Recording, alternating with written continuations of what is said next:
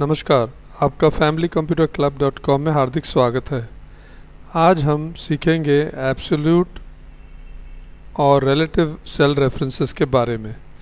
मानो एक कंपनी है जो इलेक्ट्रॉनिक आइटम्स में डील करती है, तो ये CPU है, उसकी प्राइस क्वांटिटी, तो टोटल क्या होगा इज इक्वल टू इससे और इससे मल्टीप्लाई कर देंगे हम,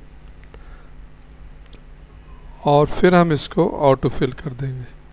तो यहाँ देखिए क्या है, यहाँ एक फार्मूला लगा है B3 into C3, B3 into C3, और यहाँ लगा है B4 इंटू C4। तो हम इसको बोलते हैं रिलेटिव रेफरेंस। जब हम ऐसे ऑटो फिल करते हैं, देखिए यहाँ होगा B5 इंटू C5। तो वैट मानो इसका है, यहाँ चलते हैं, देखिए वैट यहाँ लिखा हुआ है 5%, ये है L2 में। तो हम यहाँ जाएंगे और लिखेंगे इक्वल टू इसको मल्टीप्लाइड बाय L2, ठीक है ना, और एंटर दबाएंगे तो रिज़ल्ट आ गया 5%। अब हम इसको ऐसे करेंगे तो 0 आ गया। है यह क्यों हुआ ऐसे?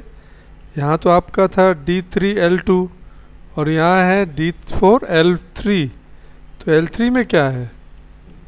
देखिए L3 में तो कुछ भी नहीं है, तो 0 है। इसीलिए कोई भी आइटम को हम, कोई भी नंबर को अगर 0 से मल्टीप्लाई करेंगे तो 0 ही आएगा। तो यहाँ क्या चेंज करना चाहिए हमें? इसका रेफरेंस जो है ये एक ही जगह पे है, इसीलिए हम यहाँ लगाते हैं $L$2। मतलब ये है कि हम सिर्फ उस सेल की वैल्यू को एक्सेस करते हैं, और अभी आप देखेंगे ऑटो फिल करने के बाद एकदम सही हो जाएगा। क्यों? क्योंकि यहाँ $L$2 है और यहाँ देखिए $L$2 है और यहाँ D5$L$2 है। मतलब D की वैल्यू रिलेटिव रेफरेंस की जाती है और वैट की वैल्यू जो कि L2 में है वो एब्सोल्यूट रेफरेंस की जाती है। तो इसको बोलते हैं हम रिलेटिव और एब्सोल्यूट रेफरेंस, और इसको हम कंप्लीट कर देते हैं।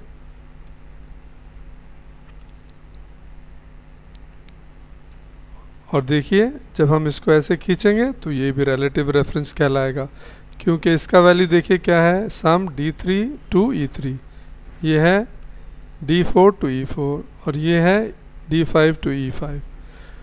उम्मीद करता हूँ कि आपको ये बात अच्छी तरह समझ में आई, क्योंकि ये बहुत इम्पोर्टेंट है। देखने के लिए धन्यवाद।